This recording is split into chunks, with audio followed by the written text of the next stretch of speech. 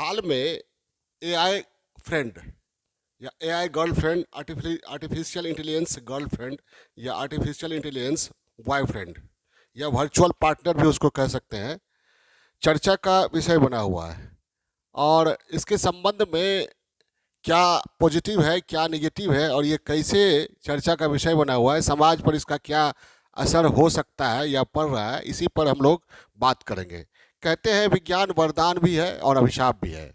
तो इस पहलू में तो वरदान से ज़्यादा अभिशाप ही दिख रहा है मानव समाज के लिए। पहले हम बात करते हैं एआई, आर्टिफिशियल इंटेलिजेंस गर्लफ्रेंड या आर्टिफिशियल इंटेलिजेंस बॉयफ्रेंड या virtual partner, virtual friend, virtual girlfriend या वर्चुअल बॉयफ्रेंड। है क्या वर्चुअल? मतलब आभासी।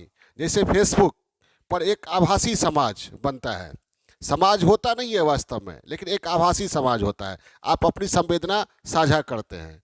उसी तरह एक ऐसा फ्रेंड जो वास्तव में बायोलॉजिकल है नहीं, वो मशीनी है।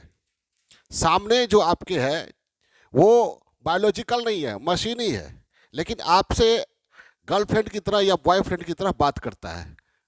ठीक है, तो यह एआई गर्लफ्रेंड या वर्चुअल पार्टनर वही हुआ, मशीनी दोस्त या आभासी दोस्त जो बायोलॉजिकल नहीं, वर्चुअल है, लेकिन बायोलॉजिकल पर्सनैलिटी की तरह, बायोलॉजिकल छवि की तरह आपसे व्यवहार करता है, और इसका प्रचलन बढ़ रहा है।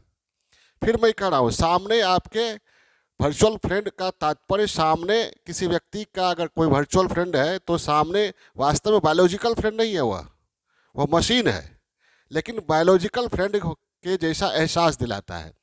तो ये प्रचलन बढ़ रहा है, और ये मनुष्य की मशीन से दोस्ती है। ठीक है, ये मानवता के समक्ष एक नैतिकता का संकट है कि मानव से संतुष्ट नहीं हो रहा है, अब वह मशीन से संतुष्ट होना आरंभ कर दिया है। ठीक है, तो ये वर्चुअल पार्टनर से अंतरंग बातें भी होती हैं। ये कैसे काम करता है? ये ऑनलाइन आपको कई ऐसे ऐप उपलब्ध हैं जो ये सुविधा उपलब्ध कराते हैं। जैसे ऐप का नाम है रेप्लिका, क्यूपिड, करेक्टर.ai, फ्रेश चैट, ये सब है। ये क्या करते हैं? आप लोग को, आपको या किसी व्यक्ति को मनपसंद शारीरिक गठन, आप जैसा चाहते हैं कि आपका फ्रेंड किस तरह का होना चाहिए, किस कलर का होना चाहिए, उसका बाल कैसा होना चाहिए, उसकी बॉडी कैसी होनी चाहिए, तो उस पसंद वाला ये वर्चुअल पार्टनर आपको अवेलेबल कराते हैं। और आप डिमांड कर सकते हैं, मनपसंद डिमांड। ठीक है, वो वर्चुअल पार्टनर आपको मिलेगा, उससे आप अंतरंग बातें कर सकते हैं, फोटो भी मांग सकते हैं। ठीक है, और इसका प्रचलन बहुत तेज़ी से बढ़ रहा है। इसका आंकड़ा देखिए, रेप्लिका का कुछ दिनों पहले तक 1 करोड़ से ज़्यादा डाउनलोड हुआ है, और आने वाले समय में एक विशेषज्ञ कहते हैं कि 50 करोड़ लोग डिजिटल कंपेनियनशिप में होंगे। डिजिटल कंपेनियनशिप का तात्पर्य ये हुआ, एआई गर्लफ्रेंड या एआई बॉयफ्रेंड के साथ अपना जीवन बिताएंगे। और ये एआई चैटबॉट है जो इसमें तेज़ी से फीचर भी एडवांस हो रहा है। लेकिन कुछ भी हो, ये मशीन जो है मानव की बराबरी नहीं कर सकता है। जो मानव फीलिंग का एहसास दिलाएगा, और उससे जो एहसास होता है, वो मशीन कभी नहीं कर सकता है ना। तो इसका प्रभाव क्या है? इसका प्रभाव ये है पॉजिटिव, थोड़ा सा, ये किसी भी चीज़ का दो पहलू तो होता ही है, पॉजिटिव और नेगेटिव। पॉजिटिव ये है कि तत्काल राहत देता है व्यक्ति को, जो भी चैटबॉट से संबंध बनाते हैं, वर्चुअल पार्टनर से बात करते हैं, तत्काल राहत देता है, अकेलेपन को दूर करता है। लेकिन ये अकेलेपन को दूर करता नहीं है, आभास करा देता है आप लोगों को कि आप अकेले हैं नहीं, लेकिन आप अंदर से समझते हैं कि आप अकेले हैं। लेकिन होता क्या है, इस पर निर्भरता बढ़ती जाती है। तो आपकी निर्भरता ऐसे ऐसे परिदृश्य पर, ऐसे चीज़ पर बढ़ती जा रही है जिसका कोई वास्तव में अस्तित्व है नहीं। बायोलॉजिकल वो छवि है, वो मशीन है, वो कभी भी खत्म हो सकता है।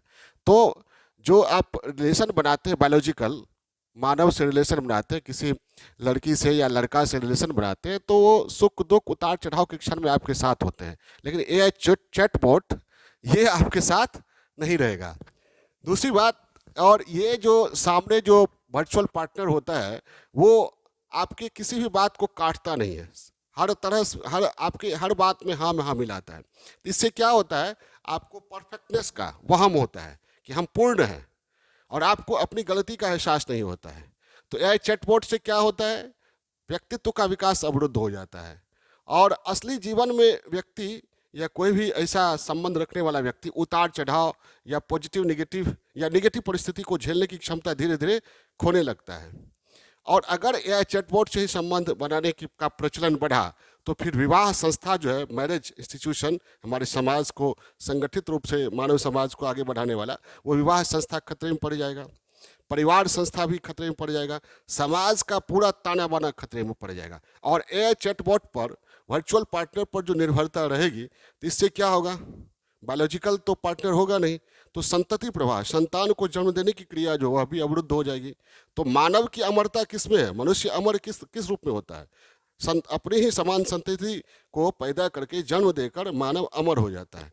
तो ये जो है संतति प्रवाह का, जो सदियों से, करोड़ों साल से चला आ रहा है, वो भी अवरुद्ध हो जाएगा। तो ये मानवता के समक्ष विज्ञान ने एक अभिशाप की तरह खड़ा किया है। आगे देखते हैं क्या होता है।